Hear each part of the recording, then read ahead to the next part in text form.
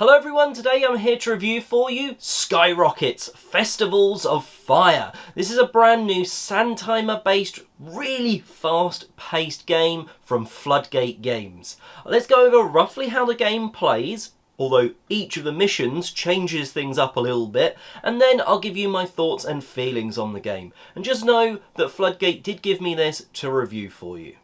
The basics of Skyrockets is that you're trying to put on this amazing firework display with an amazing ending, and you're trying to do this while not letting the sand timers run out, because that will cause the audience to turn off and be uninterested, a bit bored by your display.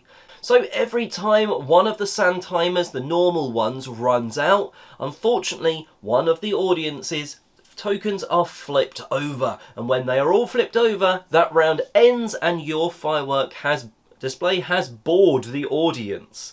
You don't want that to happen. Instead, what you want to do is slowly but surely, when this main timer at the start is orange, but it just does change up a little bit, when that orange timer runs out, that's fine because it's on the countdown track. That's the only one you want to run out. The rest, you're trying to keep them flipped so they're constantly going. The orange one, when it's empty and you flip it, it moves down the countdown track. And when it hits the end, the firework goes off. The display is over. And if you've got some audience still watching, you've successfully passed with like a star rating, depending on 1, 2 or 3 of the audience still watching. There are 30 level cards and you're always going to be using one. Whether it's just the starting one, number 1, all the way up to some extremely difficult ones. And when I say extremely difficult, I'm saying like level 9 and 10, let alone level 30. But they all shake things up in a slightly different way. For instance, in level 2, you can't actually get that timer to the end of the countdown track until you've spent these random cards that are sitting on the final step of the countdown track. And you've got to play them blindly. You don't know what they are. Some are going to change your hand size. Some mean you're not drawing any cards. You have to randomly play a card from someone else's hand to draw cards back up.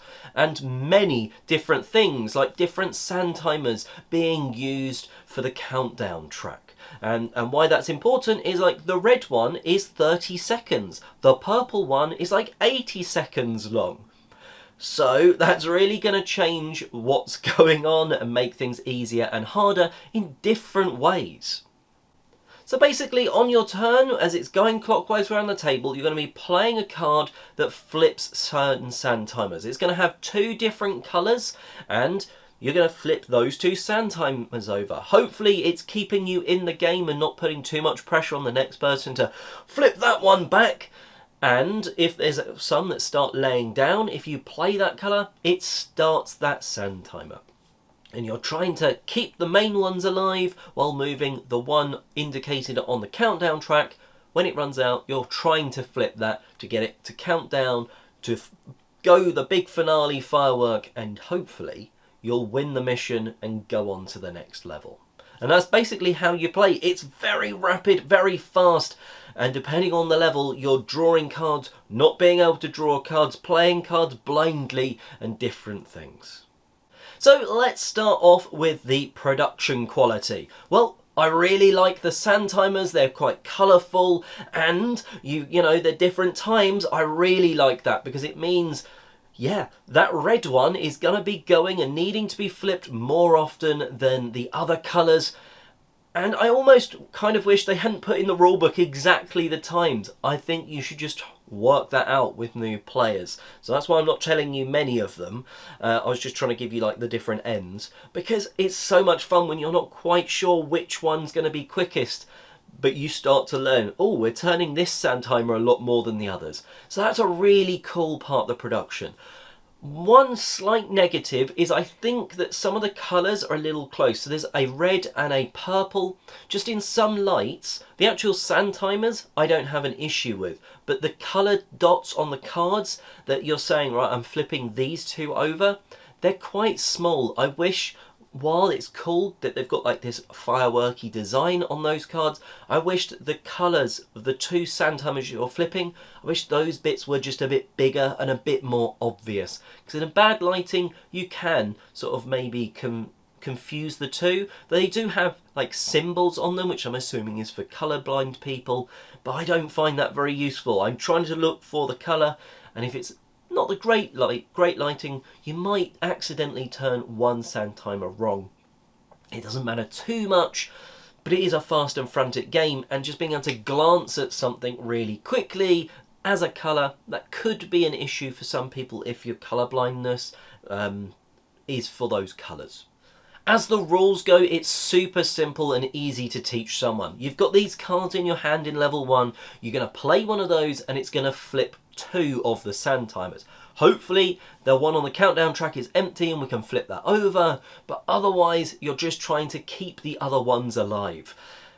There is one rule that is sometimes easily forgotten. You just need to remind players, normally play one round and right. One rule we did just miss there, guys, and it's normally the fact that you're not supposed to turn the timers over for other players. Now, if one player can't, for whatever reason, it does say specify someone else at the beginning of a round to be doing the turning for you. So that's not an issue. But you're supposed to be turning over the card you play, you are then turning those sand timers over. And it's just important because it means that that person sat near the red one. They flip it over for you. It's just helping you a little bit, taking a little bit of the anxious, you've got to turn them out of it. So as long as you remember that rule, I think it's absolutely fine, but it is slightly easy to forget. But otherwise, super simple to teach this game and a lot of fun. And then you get the little extra rules as you're working through the levels. And there are 30 of those levels at least. There's a little extra envelope in the box called an encore envelope, which you can discover. And there are also some additional ones that you can get as a promo sort of thing. But there are basically 30 missions. And let's be honest, I think we struggled even, like in some of the groups I played this with, we were struggling on like level 5 and 6. Now you can get into a bit of a rhythm and start to work and know how a team works together, but you know, they are all difficult after the first few and just play in different ways, and some groups might vibe with certain challenges on those missions better than others, so it's not like a distinct always getting harder, but it's definitely after the first few there's a challenge to these missions, and they just add so much variety. If it wasn't for those level cards, I think it could get very samey very quick. And it would mean you play it a round or two, it goes back on the shelf. Because there's those variety, and this round you're not drawing cards in the same way. This time, we've got that blind deck that we've got to burn through, or a grid of cards, or something like that. I like the fact that it feels different, and you want to therefore play another round, whether you win or lose. If you lose, you're like, no, we've got this, we can do it. Even though if you win a round, you're like, right, let's go on to the next, because you know it's going to be a bit different. And I think if you were to win a round of this and there weren't those levels, you'd just be like, yeah, we won, okay, let's go on to something else.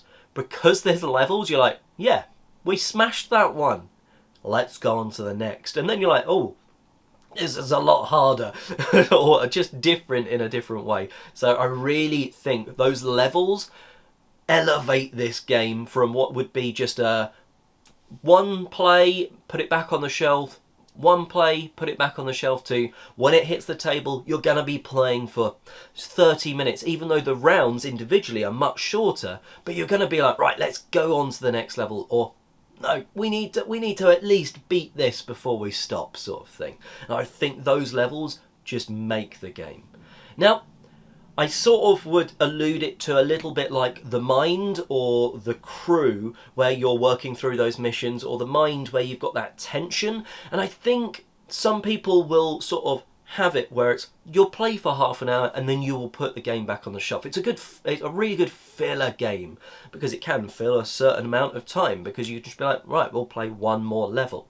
But I do think that you're not going to ever really sit down and try and play through all 30 of the levels, because the tension of trying to get those sand timers flipped at the right times, somehow you really breathe like out at the end of a round, like, wow, we've just managed that, or that was really close, we've lost one of the audience members but we still managed to get through. And there's a real tension on your turn. You're not quite put in a spotlight, but sometimes you're like, oh, I don't have the right colour, I'm just gonna have to play these, please turn the blue one over. That sort of really fast tension that you get with something like the Mind. And some people aren't going to like that sort of tension, and some people will find, right, I've played a few rounds of it, I need to take a break, because you can really feel the fastness, the tension on your turn of, I need to play the right card, that sort of, and not anxiety, but good anxiety of trying to play or needing to play that specific colour to sort of keep everyone in the game. So it's almost like once you've played a few rounds, you feel like you've had that drive, that adrenaline rush, and then maybe you want to stop, but you do then, because of that, you remember that goodness and you want to go back, and it's sort of requested back off the shelf, which is a really good sign. So who is this really aimed at? Well, it's definitely aimed for a filler audience that's looking for a sort of fast, frantic game that's going to fit into a short period of time. And because of the levels sort of thing, they're never too long. Well, 5 minutes is one round, but oh, we've got 15, we can play 3 rounds, that sort of thing. So it's really good for that aspect of things. And I played this with gamers and non-gamers, be that at like a small convention day or just people that have come round, and it goes down really well with all of them. Now obviously, if you're a heavy Euro fan, trying to flip sand timers might not be for you. That real-time adrenaline rush might not be for you, but gamers and non-gamers have certainly enjoyed this one. So overall, like I say, super easy to teach, great with gamers and non-gamers. It's fast, it's frantic, and there's some tension and an adrenaline rush in there for you. Those levels make the game, and yes, there's some slight issues if you've got bad lighting between a couple of the colours, but hopefully it's not an issue for you. It's not really been an issue for me most of the time. It was just one time it was like, right, we need to go and turn the light on. It's getting a little bit dark in the wintry nights, just so we make sure we're not flipping the wrong sand timer over. It's super simple and easy to play, and you can work through some of those levels and hopefully complete them, 3-star them, or just complete them. It's completely up to you. But we've had a lot of fun with Skyrockets, and it will definitely be hitting the table sort of over the next month or so as we come through sort of the Christmas family gathering sort of times, because it's one of those ones that I can see working really well. Let me know in the comments section below if this review has helped you work out if this is a game for you or not. If you've played it, also let me know if you agree or not. And until next time, have a skyrocketing good day.